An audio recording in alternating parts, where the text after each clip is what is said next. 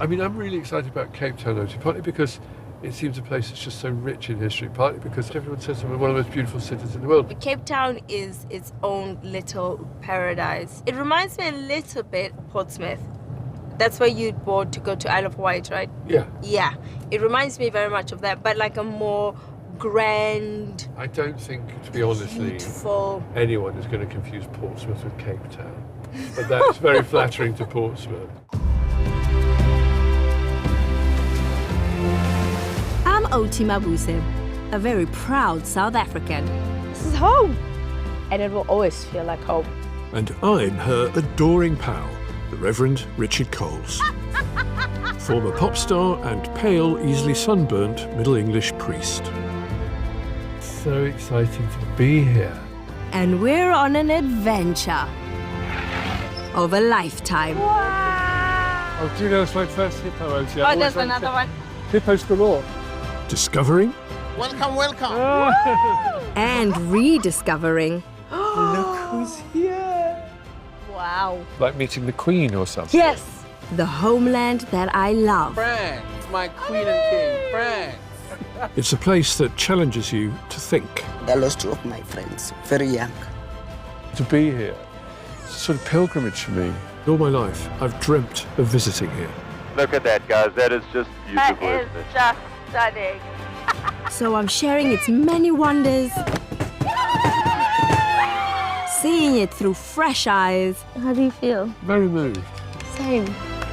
and falling head over heels in love with it all over again. Over there, look, the Oh, dolphin! look! To us, to South Africa, and to you.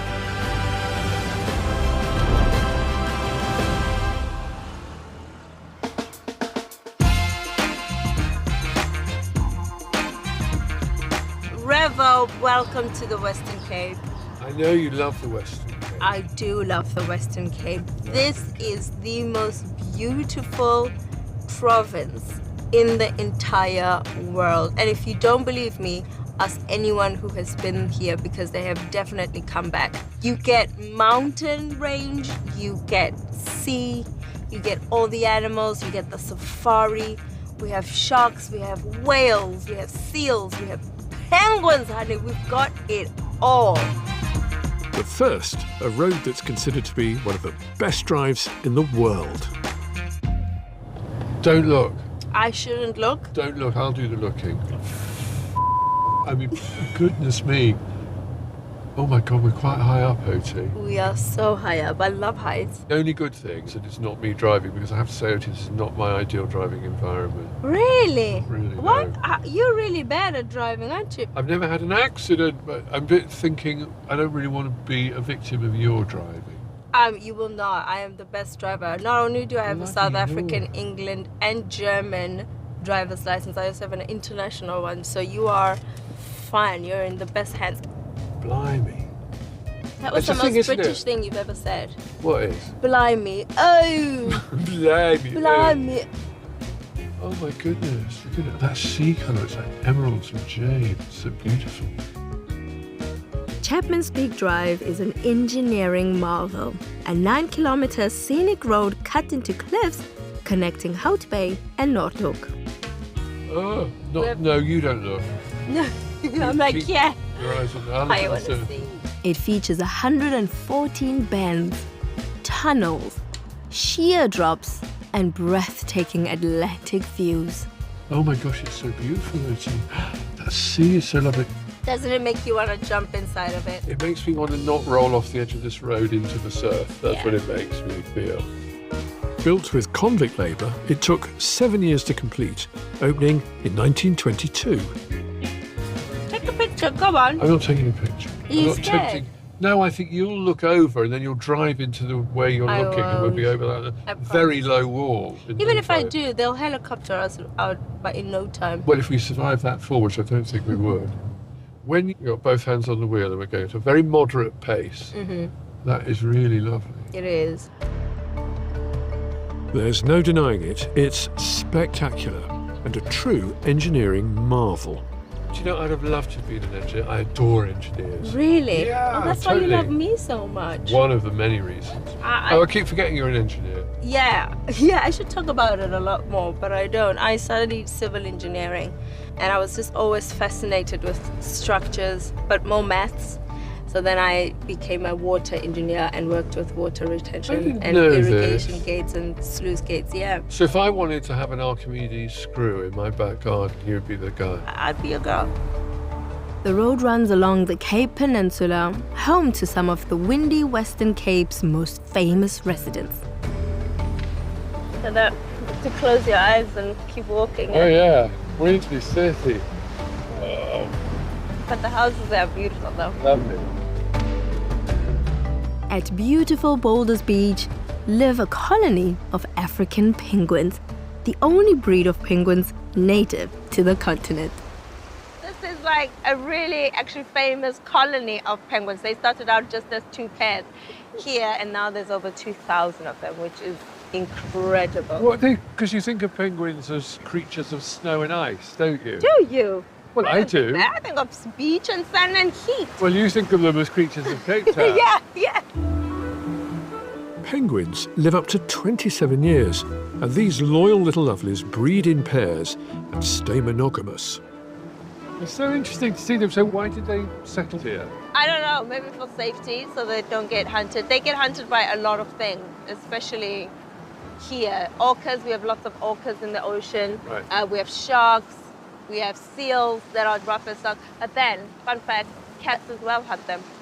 Cats? Cats. We'll get a penguin. Yeah, you know your little next door cute. Oh, poor little thing. I mean, they don't move very fast, do No, they don't. Well, But they're incredible. And the black and white they actually have, that's for them to camouflage to try to get away from predators in water. Look at them, the way they walk in. They're so cute. Yeah. Do you know why they have that walk? No. It's that they can, you don't know, it's that they Really? can get across ice and snow when they're in the Arctic. Oh, I see. So that's why they do this. A flightless bird. A flightless bird. Isn't that incredible? Oh, suddenly you're David Attenborough, aren't No, you? my daughter's obsessed with penguins. My favorite movie is Happy Feet. And so research just came out. I'm South African. Wouldn't it be embarrassing if I didn't know anything about them? Another slightly surprising thing about penguins is they smell terrible. I mean, seals smell worse. More pongo than pingu. Ha ha ha. I love them. Well, those are the lovely, lovely penguins. Yeah, lovely day at the beach. Just having a little sleep up Look there. at those. Wouldn't that be the life? So you sit on the beach, you go catch your food. And then you get eaten by an orca.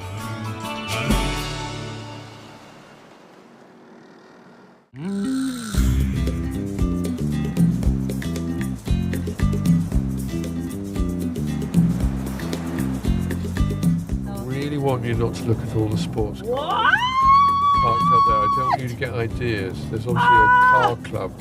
Don't even think it, Odyssey. Could you imagine like a James Dean scene?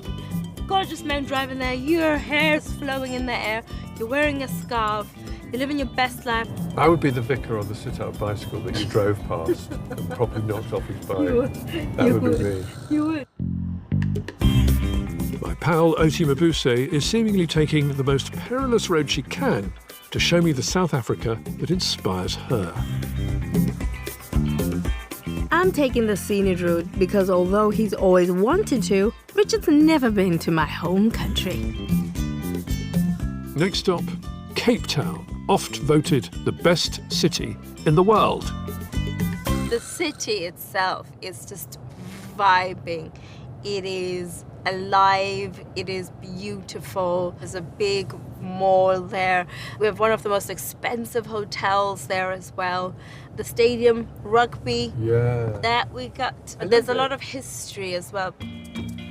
It's that history that we're going to check out. And with so very much of it to cover, we're dividing our forces. Bloody hell. I meant Ruddy Nora. Ruddy Nora, that's a bang, isn't it? At the sound of the noonday gun,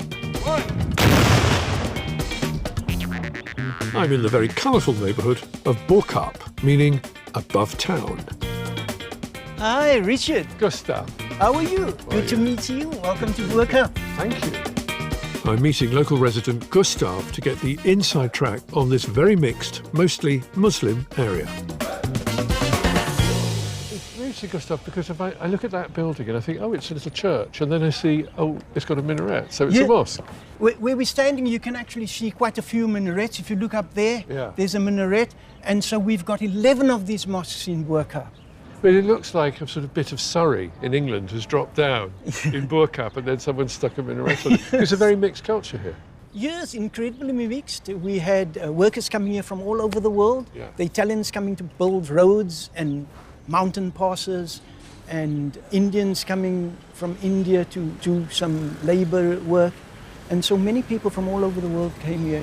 For instance, this street that we're standing on is called Capini Street or Chiappini Street.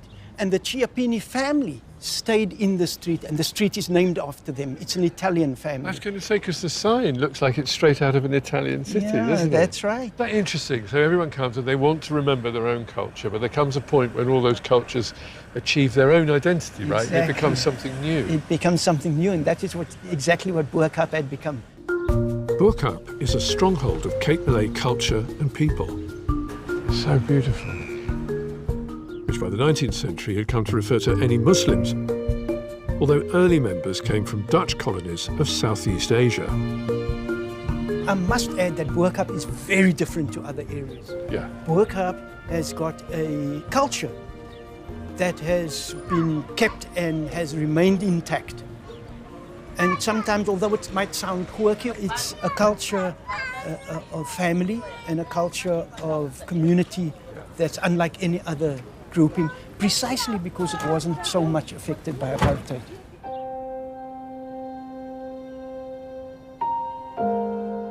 But where I'm visiting is a very different story.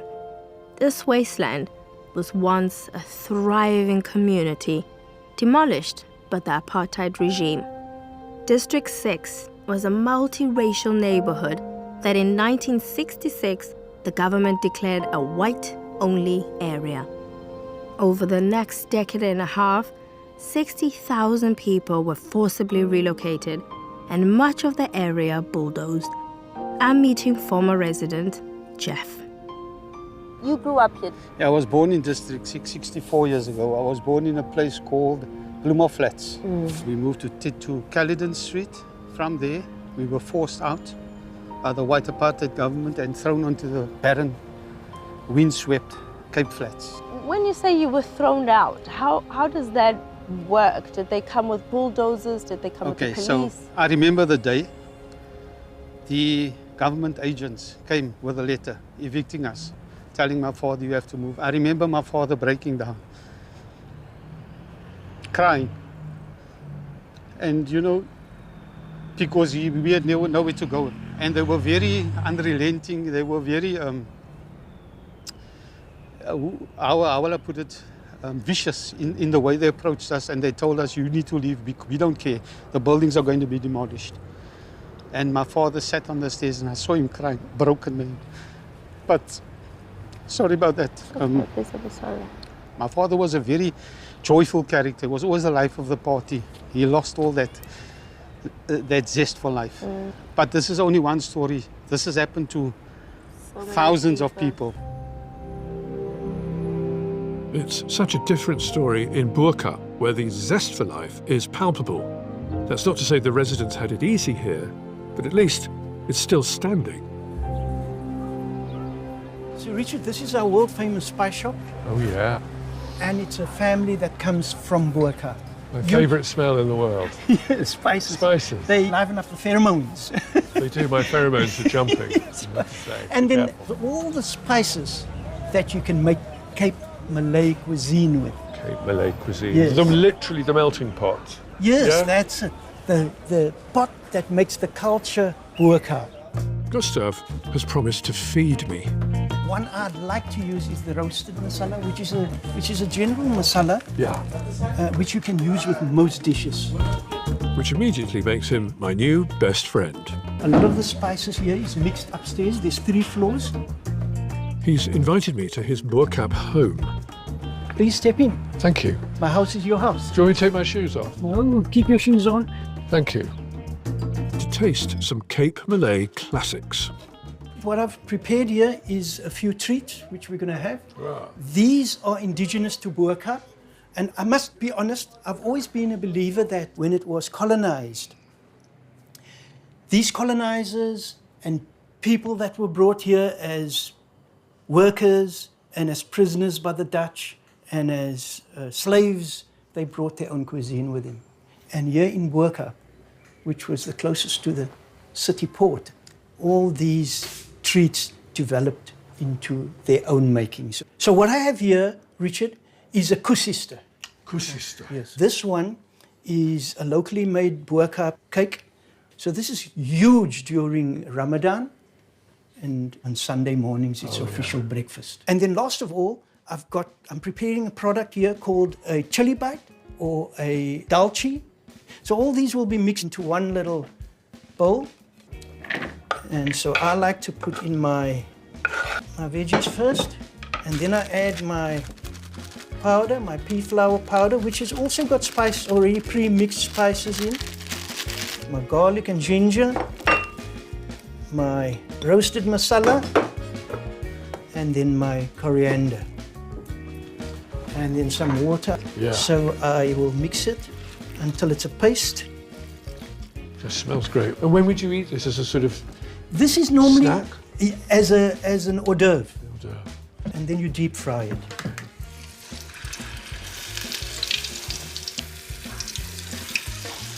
And then when they brown quite nicely, we know they're ready and floating on top of the oil. Have a taste and tell me what you think of it. Thank you. I'm going to have one myself. Nice and crispy, that's how I like it. Delicious. It's really good. It's very fresh, and it's got that slight heat. But there's something very distinctive about that masala mix. I'm going to ask you to taste the iconic kusista. Yeah? Now you must remember that you must never be insulted by being called the kusista, All right, I'll look out for that. because it means a heavy dead donut. That's what the crew have been calling me for 3 weeks now. Kusista. Now I know. It's delicious. It's absolutely one of the best cuisine in the Burka. Like Burka, District 6 was once a dynamic, exciting cultural melting pot, as can be seen at the District 6 Museum. And it may one day be again. Since the fall of apartheid, there has been a program to return the former residents to the area. After decades away, Jeff has moved back, and now a mural stands on a new development to illustrate what this place was once all about. What was District 6 like before? Oh, a vibrant melting pot of. It was a passionate place to live. There was excitement in the air. You could feel the excitement. Friday nights, Saturday nights were the best because everybody knew each other. Blacks, whites, Jews, Christians. Everybody knew each other, and it was a vibrant place to live. This definitely depicts 7 steps. I mean, we used to play hopscotch in the streets, Bloemhof Flats, the minstrels. Wow. And we used to play dominoes in the street. Does it bring you back memories of like Very a much, district very that you much. love?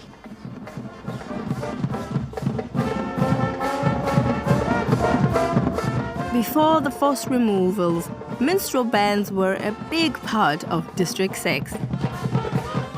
And they are returning. Here in Burka, I'm getting to witness a District 6 band in action.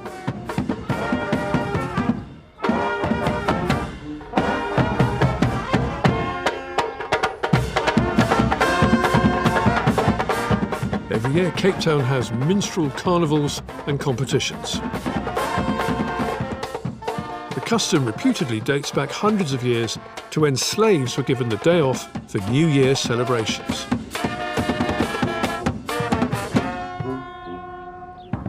Hey!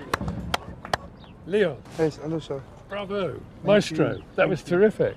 Thanks, man. I really didn't expect to be in Cape Town and come across. It looks like a marching band. It looks like something from New Orleans to me, but this is a different thing, No, right? this is completely different. This is cultural. This is more cultural. This is what we call the Kaapse Klopse. This happens every year. What's your band called? The D6 Entertainers. Well, you're certainly entertaining. That's great. Thank you. These are the traditional sounds. These songs have been played for years. And Way before we started playing. right, so it goes right back. Yeah. Bravo, everybody. Well done. Thank you. Thanks very much. Pleasure.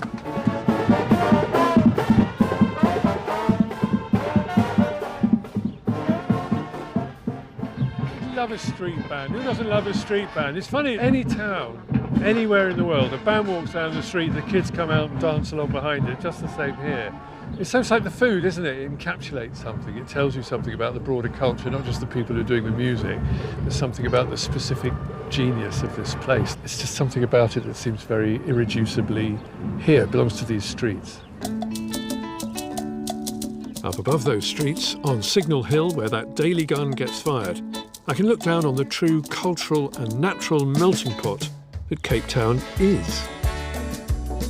Got this extraordinary Table Mountain there, and then the cloud-capped mountains of the proverbial saying, and then a very slow cascade of cloud off it, and then down into the city itself, full of life, seething with culture, doing all the things that cities do, and then beyond it the sea and the Cape, and that's where we're headed next, out of the city and along the coast. North towards extraordinary dances, a freedom-fighting satirist, and some of South Africa's most beautiful beaches.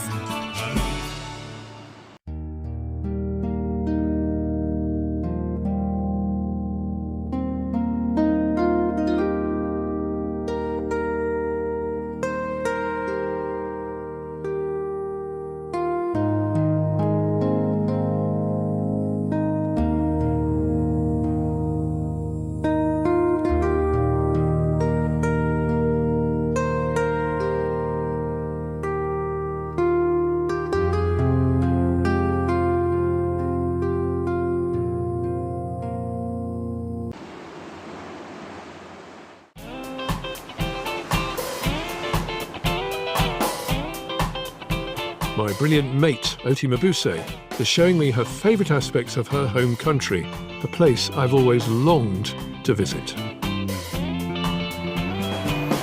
We're in the Western Cape province, striking north out of Cape Town through the farmlands, vineyards, and flower fields of the area known as Weskus. There's a lot of farming in this area. The land is really rich, beautiful flowers as well. It's a very fertile land. You've never seen ostriches, have you? Where are the ostriches? Oh, these are cows, but Yeah, I over can tell it's a there. bloody cow. Oti, where are the ostriches? They're those little things that look like bushes. Well, I can't. Oh. They're ostriches. Oh, they're like the bushes that stand on their own, are ostriches? Yes, Okay. those are ostriches. I'm not sure if Oti was pulling my leg, because she has warned me to pack my sense of humour today. So we're gonna be driving up now to a little town where Somewhere. there's an icon who lives there, somebody who has really helped form South Africa, especially in those formative years, with humor and what would I say? Drag. But it's Oh. a pretty little town, darling. Oh, well, thank you, darling. What's it called? No, the town is called Darling. The town is called Darling. The town itself is called Darling. And who lives in Darling? This beautiful, intelligent, incredible legend called Evita Zaidenhout. Oh, hang on, I think I know who that is. Really? Auntie Evita, Yeah, Tani Evita. Peter Turquoise. Yes, bravo! I've seen Peter High Turquoise. five me, please, Tony behind. Okay, There we don't go. crash the car. Afrikaner Pieter Dirk Oys grew up with apartheid in the Western Cape, but found a way to use satire to fight against injustice. In Darling, he's converted a former railway station into a venue where his most famous creation, Evita, regularly performs. Hello, Peter. Hi. Richard. Yes, nice to see Very you. nice to see you. This is Oti. Hello, darling. How are Oti. you? So nice to see you. The last time I saw you was on stage in London, and you were doing an amazing show about AIDS and HIV in Africa. Yes. Yeah. It was part of that extraordinary period in our democracy where our president said that HIV didn't lead to AIDS. Yeah. And it needed some rattling of the cage. Rattling the cage is Peter's speciality. And in the late 1970s, he, very bravely, created the satirical character Evita Bezuidenhout, a white Afrikaner socialite and ambassador of a fictitious black homeland of Bantustan. It was illegal for men to wear women's clothing. It was illegal for me to wear women, even on stage. Mad, dangerous. Yeah. But humor is a wonderful way to take a deep breath and find out where you are in the dangerous quicksand. It was at drama school when Peter began to challenge the system. At the drama school in Cape Town, that's where I had friends of a different color. There were two young black men, and we did plays together, and we were brothers together. And when it was finished for the day, we got to the drama school gate, and we went in separate ways. They went here, I went there. We couldn't have tea together, we couldn't have drinks together. We slept together, I must tell you, and I'm proud of it, but it was illegal, and they would have gone to jail. I was putting them in terrible danger. I would have got away with it. So slowly and surely, I had to work through my Dutch Reformed Church prejudice and come to terms with the fact that something was wrong here. The rest is literally history. Peter became one of the many activists that helped bring about change through the guise of a very remarkable Afrikaans white woman. And of course, Nelson Mandela was the most extraordinary member of my audience because he always laughed first. Yeah, oh really? It was so extraordinary. And I'll just never forget the first time I met him as Evita Bezuidenhout, as my character. And he came in to his office, and there was Evita all sitting, all ready. And he stopped and said, "Oh, Evita, you look so beautiful." I thought, I've passed the audition. Oh. Only we could meet Evita ourselves, AOT. Only we could meet Evita. Well, who knows? Who knows? Peter's museum is full of thought-provoking memorabilia, and his theatre, well, let's just say Evita isn't shy. Oh my word. Oh, look it gets at even this. more glorious. Wow. Oh wow, look. Oh, it's like the National Gallery of Evita. Who needs mirrors when you can just have a gallery? Mona Vita. Mona. Whistler's Evita. Picasso Evita. You get the impression that nothing is going to mess her hair, right? Oh, the amount of spray that is going in there. Don't touch my hair. my hair. Look who's here. Hello. Hello, my scut. Hello. So nice to meet you. Glad to meet you. Madam Ambassador. You- Thank you. This is so lovely. My goodness. Oh, how nice. Gosh, I said to my grandchildren they should also come in, but they've gone to the shops. Wait, shall I sit down on the Yeah, yeah. You look beautiful, by the way. Ach, dankie my skat. Oh my goodness me. But you're South African? Yes, I'm from Pretoria. So ek kan Afrikaans praat met jou? A bikkie. Oh my gosh. That's about it. I am so glad to meet you. Tell me why you're here. Oti is showing me around South Africa. Of course, we couldn't come to South Africa without meeting Tanya Vita. To see me, Oliver Ada, that is so adorable. My place is looking very nice, don't you think so? Beautiful. I am so thrilled with all these wonderful pictures. My little grandchildren. Oh, I'm so sorry they're not here. I have got 3 little grandchildren. They're not black, they're not white, they are Barack Obama beige. Oh, yo, I've got one of those as well. Have you also got Barack? I've never called her that, but I'm going to do that from now on. Barack Obama Hello, beige. And Barack Obama. you know, they are so wonderful, and I am their gogo, and it's given me so much confidence in the fact that, well, I do come a long way in South Africa. But you've been so vocal about so many things. Also, the HIV pandemic that happened was so important that we needed, especially as a country. I was so nervous about the HIV because of my son, de Kok, and his friend, Mof de Bruin. There was, you know, it was very, very important for me to actually not be scared And I'm so delighted that there are so many medications that people can really be looked after, but it takes money. Yeah. You know, and when some countries suddenly take all the money away, which they used to give us, like I don't want to mention names, but the Americans did that. And we must keep talking, spread the news that everything is comfortable, but it is not solved. We must look after each other.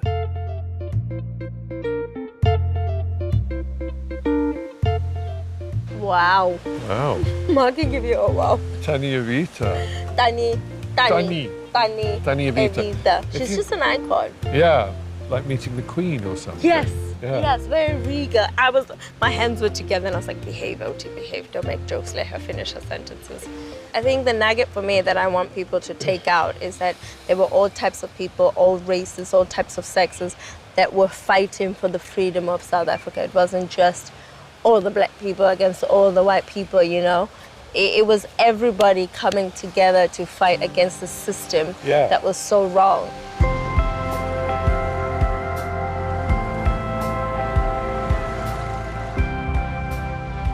How was it with gay rights in the UK in the 80s and 90s? Well, a rapidly changing, dynamic world, actually. I saw some research, very interesting, that in 1980 they did a survey of social attitudes in Britain, and 80% of people thought gay relationships were always wrong. And then 1990, 10 years later, that had reversed, and it was 20% of people thought gay relationships were always wrong. So a lot changed in that decade, and I was part of that. And the interesting thing about that, Oti, was that it wasn't just our fight, but it kind of linked us up to other people having that fight. I think one of the reasons why I identified so strongly with the fight against apartheid was because of that. I had a very keen sense about what I felt were injustices and what you should do about them, and not just refusing to accept the status quo if that meant that you were didn't have your full dignity, right? And I think that's why I'm so proud of people like Peter and South Africa, because for us here, it's not illegal. It's not everywhere in the world, especially in Africa, where that is allowed. People don't have that ability to just be who they are. I wonder if I could ever have been a drag queen. I don't think so. You know? No, what not would really. your drag name be? Well, I was called Elsie Bitchface.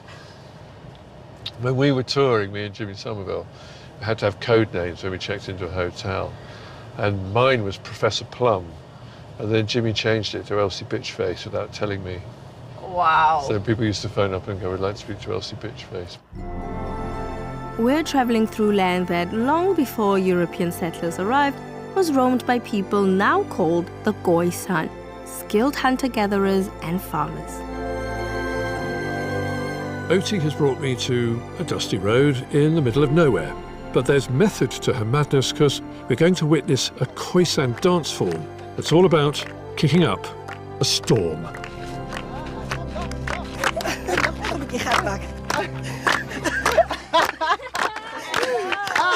Hello. Hi, everyone. This is great.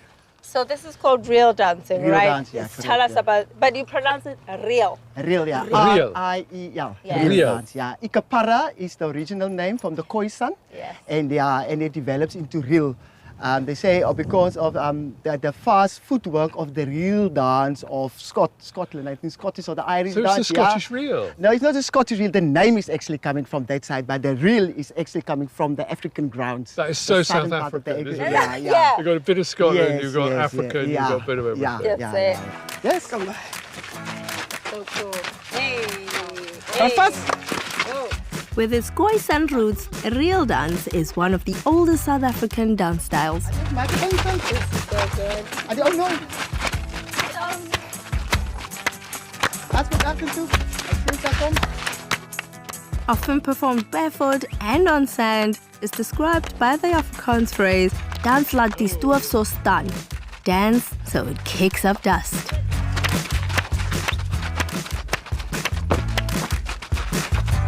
Hey. The outfits are designed with colourful patches to represent working class clothes. Along with its frantic footwork, is busy, man. You must have carbs of a rock. Look how fast it is. They are courtship displays.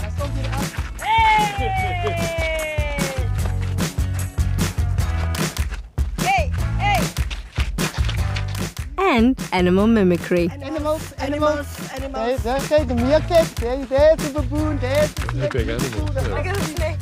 There you see the donkey. It's a giraffe. Ostrich. Peacock. Oh, the peacock. The thing I noticed with all these African dances, there's lots of fast footwork. Yay! Brilliant. Bravo. I always say that the dust is actually one of the dances because it's actually part of the dance. I don't know if you know, but we have a real dancer here from England. He's incredible. Do you think we can try some and learn? Yes, of course. Because genuinely, we both haven't even tried this. She really is a world champion. I should not dance by law. You should be made illegal, but we're going to do it But I'll anyway. give it a go. Bye. I'm not very tired. Stick behind, turn around, 5, 6, 7, 8, and then go 7, 8. like that. Okay, Revo, show us what you've learned and we'll show you. Okay, we'll show you. We'll show them, right? All right, you ready? Are we ready? Here we go. Go, Revo! Go, Revo!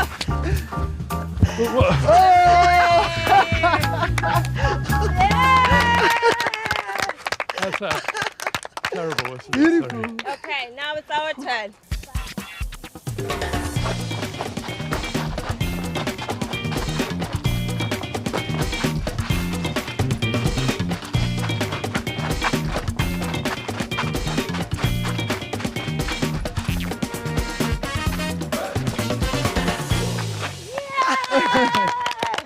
Four. Thank you, girls. Thank you. That was so much fun. Maybe we'd better leave it to the experts. And that's truly what they are. Such amazing talent.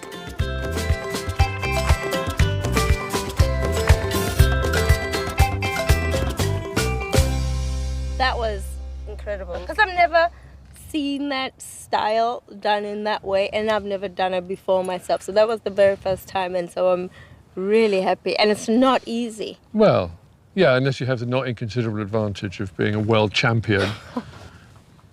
So I suffer humiliation again, looking like, I don't know, an old man falling over a stick. You did really well. When people say that, that means you humiliated yourself. No, I mean, you look like you were having a good time. You were in time. No, it was having good fun. It was great. But if I heaved myself around at the speed necessary to do that, something would give. And I'm talking about the infrastructure, not just me. But they were great. They were really great. And it's really great to see young people of that age finding they're really good at something, and this is something in their life where they really excel. And that's great, isn't it? You can say that again. But now it's time to get our feet out of this dust and into the sand. We're heading to one of the Western Cape's most beautiful beach towns.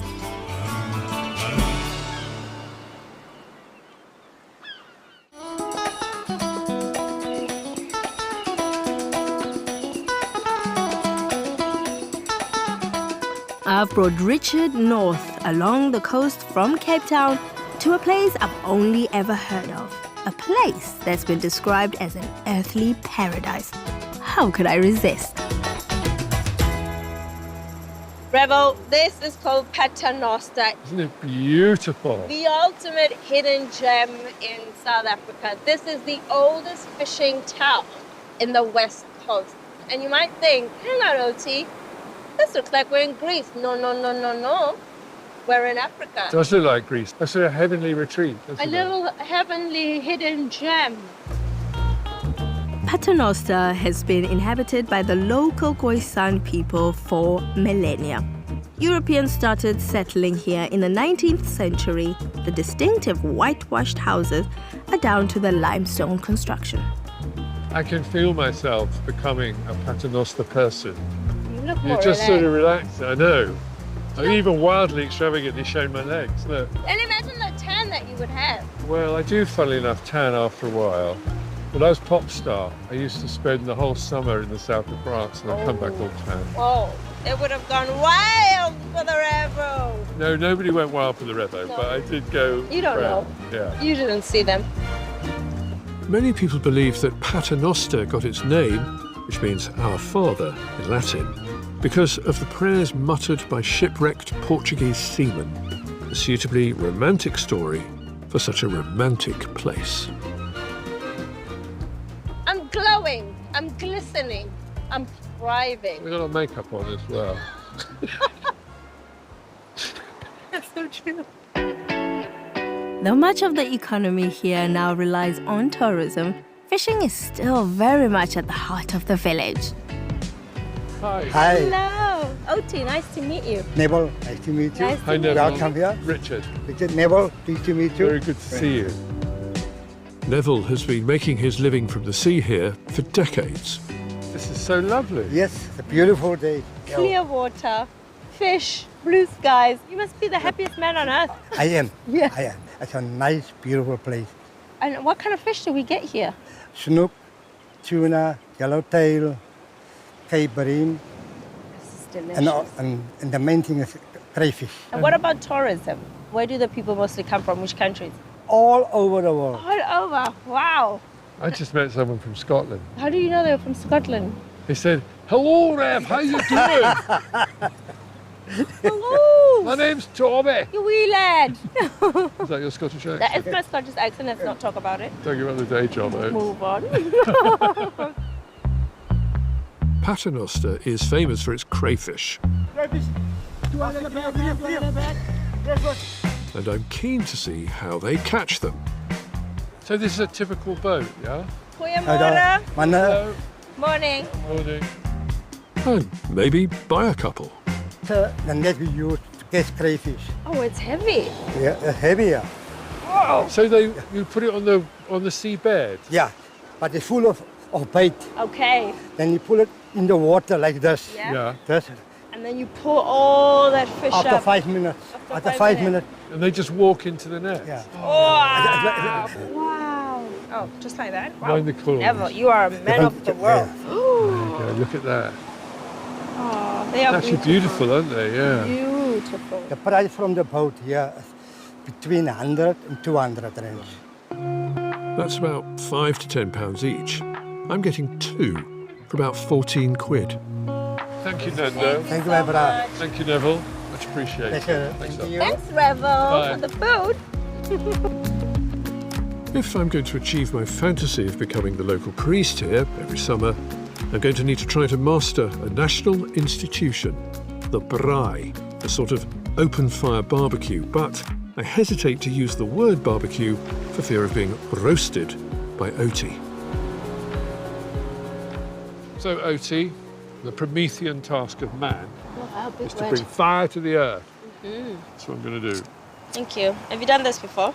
Yes, believe it or not. Sure. Let's get it raging a little bit more. Well, yeah, but I mean, it's not instant, is It it? needs It's to make that shh sound. Well, that'll take a little time. So, but it's all going very well so far. Yeah, I'm really proud of you. Thank you. So when you say braai, you don't just mean the fire, you mean everything to do with the fire. yes. What goes on the fire, how you eat the food, coming together. Whether you're black, Indian, Chinese, white, we all do this. Everyone loves the braai. Everyone here loves the braai, and we're very proud of it. And you can't say anything about the South African braai, or you will be cancelled.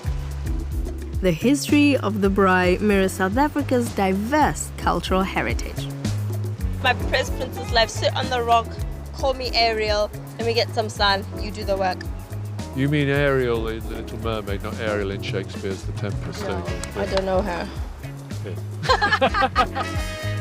Long before the Europeans arrived, indigenous communities had been using open fires to prepare their food. Then when the Dutch settlers landed in the 17th century, they brought their traditions of grilling meat over an open flame called braaivleis. Nice butter. Rosemary, we've got lemon. And so the ritual of the braai was born. We've got olive oil, we've got butter, all good stuff. So it shouldn't burn with a bit of luck. We've got fish spice. Nice. And we've got some garlic too. Time to subject my first braai to the Odyssey test. What do you think? Oh, delicious. It's dripping out your mouth. It's juicy. It's really good. Oh, wow, look at that meat.